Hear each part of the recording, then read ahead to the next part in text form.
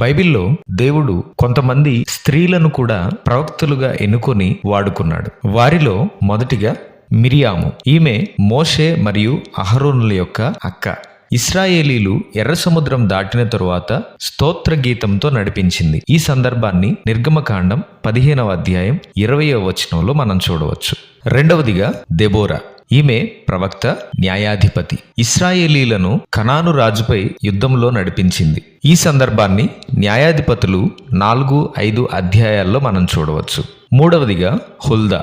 ఈమె రాజైన యోషియా కాలంలో ఉన్న ప్రవక్త. దేవుని వాక్యాన్ని ధైర్యంగా ప్రకటించింది. ఈ సందర్భాన్ని 2వ రాజుల గ్రంథం 22వ అధ్యాయం 14వ వచనం నుండి 20వ వచనం వరకు, అలాగే 2 దినవృత్తాంతాలు 34వ అధ్యాయము 22వ వచనం నుండి 28 వరకు మనం చూడవచ్చు. నాలుగవదిగా యెషయా భార్య. యెషయా గ్రంథం 8వ అధ్యాయం 3వ వచనంలో ఈమె కూడా ప్రవక్తగా పిలువబడింది. ఐదవదిగా అన్నా. ఈమె ఆలయంలో నిరంతరం ప్రార్థన మరియు ఉపవాసములు చేసిన ప్రవక్త. యేసును శిశువుగా ఆలయంలో చూచి ఆయన గురించి సాక్ష్యం చెప్పింది. ఈ సందర్భాన్ని లూకా సువార్త 2వ అధ్యాయం 36 నుండి 38 వరకు మనం చూడవచ్చు. చివరిగా సువార్తికుడైన ఫిలిప్పు కుమార్తెలు.